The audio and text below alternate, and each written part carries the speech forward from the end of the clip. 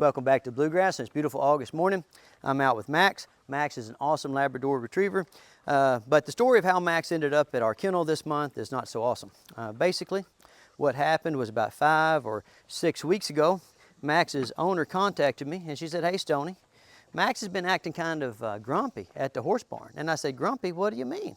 And she said, "Well, he's been snipping and snapping and growling at everybody. He's even bitten a few dogs. And when I take him, he kind of just goes off in the corner and wants to be by himself."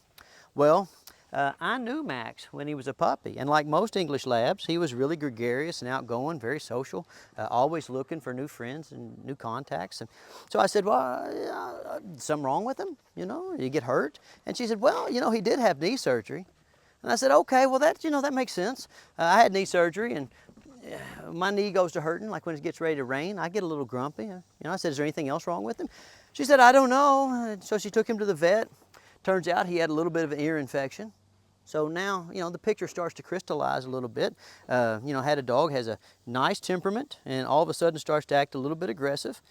And so we go, okay, something wrong with him. Got his knees hurting a little bit, and his ears hurting a little bit. And for those of you who have knee pain, well, it's hard to be in a good mood all the time. And for any of you guys who've ever been around a toddler, has an ear infection, I mean, there's really nothing grouchier in the whole world, right, than a baby with an ear infection. Okay? And I said, "Well, bring him out here, okay? So we'll get that ear infection cleaned up and out of the way. And we'll take a look at him. I'll put him around lots of other dogs, and we'll catalog the situations that we can fix, and we'll catalog the situations that we have to manage." Okay. Now notice I said fix and manage. One of the biggest misconceptions about dog training is that a dog trainer can fix everything. Well, we can't. I can put this dog in a lot of situations where he has positive experiences with other dogs, and that's going to help remind him that most dogs are pretty awesome to hang around with, but I can't fix everything. Okay, so whenever we're doing remedial socialization, we also catalog the situations where the dog can't, it's just not going to be able to cope, and we just don't put them in those situations. Okay, but when Max got here, okay, the thing that got me right off the bat was that looking at him from the angle where you're looking at him, guys, he looked like a football. He was about this wide. Okay, so from his ears to his hindquarters, it just flared out like that, and I said, "Oh, okay. Now I got a crystal clear picture of what's going on." Let me turn him around this way a little bit, okay? Because he looks a little bit better now. He's been here about a month. Guys, when you have a dog, an English Lab, a lot of these stocky dogs, they carry weight. They're always gonna, they're always gonna look a little bit husky, right? But you need to be able to see a head, a pronounced neckline, pronounced set of shoulders, okay? A nice tight rib cage, tucked in abdomen, and a nice powerful set of hindquarters, okay? So we want to see head, go into a neck, come out around the shoulders, come out around the midpoint of the rib cage, go into the abdomen, and then culminate in a nice fat tail and a nice little booty there. Okay, I'm going to turn him around so you guys can also see this end of him. Okay, so from this end, if you have this type of dog, when you're looking at him, okay, like from this angle, round, tucked, round, tucked, round, tucked, big square head. Okay, that's what we want to see. Okay, that's not what I saw. What I saw was a football. Okay, and I said, well, okay, right there. I mean, now that we've got right to the heart of the issue, and he hasn't even been here 5 minutes yet.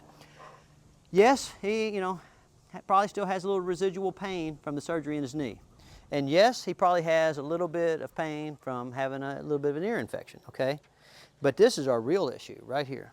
I mean, we haven't been out here but about 10 minutes, and he's already been in the pool 3 or 4 times, okay? Because when you're overweight, okay, it's just really hard to feel good, right? Okay? And so look at him looking at me like, "Come on, Stoney, let's go in there to the air conditioner," all right? For those of you who don't understand how much of an impact extra weight has on a dog's behavior, okay, tomorrow, just go get you a backpack and fill it up with a bunch of weight. Do this at about 8 o'clock in the morning. Wear that backpack around all day, and then at 8 o'clock of the night, come get on your computer and comment below and tell me how you feel. Now, I carry a backpack a lot, so I can already tell you how you're going to feel. Okay? Your neck's going to hurt, your back's going to hurt, your shoulders are going to hurt, your knees are going to hurt, and your big toe's going to hurt. Okay? Well, guess about what your threshold for dealing with aggravating people or aggravating other dogs are going to be, like if you're in pain, right? So here's on an awesome day where you feel great, okay, like you can put up with anything. But when you don't feel good, when you're tired, oh, when you're just wanting to go get off in the air conditioner, right, and people keep coming up and wanting to talk to you, wanting to interact with you, you get grumpy. Well, that's the same thing with these dogs. And so I've had this dog for 6 weeks. And we've made some progress, you know. I mean, you're looking at him, you can see head, neck, shoulders, chest, abdomen, hindquarters, and you couldn't see that a month ago, okay? So we've made some progress, but we still have a long ways to go. And what I want this video to do is I want this video to encourage you guys to get out and help your dogs live their best life by making sure they're carrying the appropriate amount of weight, not extra weight, okay? And here's a simple way to get started. I want you to get your dog out and get a friend to help you. And I want you to take a picture of the dog from the front, okay? And then I want you to take a picture from the side. And then most importantly, I want you to take a picture from above, okay? Start that tomorrow morning. And then put your dog on a high volume but moderate intensity workout schedule, okay? So we're going to be very strict with our calorie allocation, but every morning, every afternoon, and every night, we're going to go out and we're going to move just a little farther than what's comfortable for the dog, okay? We're going to move so that when we come back in the house, they feel like they have to lay down over there by the air conditioner vent and take a big nap, okay? And then I want you to get up the next day and I want you to take the same pictures.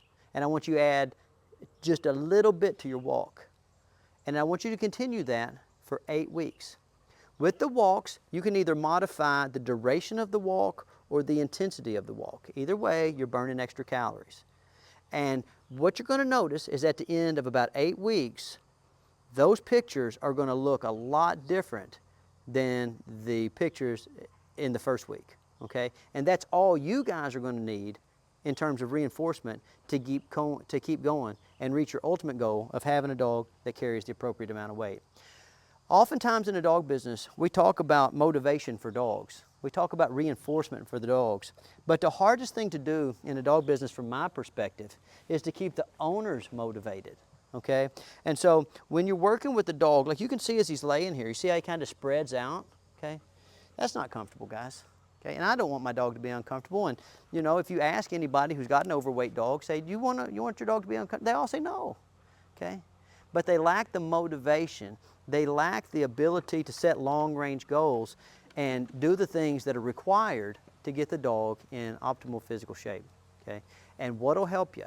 I'm just telling you this from a lot of experience, is documenting the process. Document where you start, and at the first week, the pictures are going to look the same. Second week, going to look. Starting the third week, if you look closely, you're going to start to get some reinforcement because you're going to see progress. At that 2-month mark, guys, you're going to have a dog that looks completely different, and you're going to feel different about yourself. So this is a 360-degree win, okay? By putting your dog on a strict calorie allocation program, by putting them on a high volume but moderate intensity exercise session, by making sure that you get up every morning, every afternoon, every night, and put in a little bit more work than the day before, okay? Everybody's going to end up better off. You're going to get out, you're going to get some exercise, you're going to get in the habit of doing interesting things. Your dog mentally is going to be in a great place because they're going to feel better physically and they're going to have more life experiences, right? Okay, and when you look at those photos and you share them on your social media, everybody's going to tell you how great a job you're doing of helping your dog get in good shape, okay? So give me 8 weeks. Give your dog 8 weeks, okay? And let's just stop all these behavior problems that are related to being overweight, to being out of shape, to not feeling it. Let's not worry about dog training. Let's worry about getting out and living a good life, okay? Healthful life. Okay? If you do that, I just promise you're going to come back here and get in these comment section at the 8-week marks. You're going to say, hey, thanks, Stonnie. But I didn't come up with it, guys. I'm just telling y'all that it works, okay? Because I do it here at my kennel, and I'd like to hear I'd like to hear your stories. I'd like for y'all to send me some emails and show me your progress.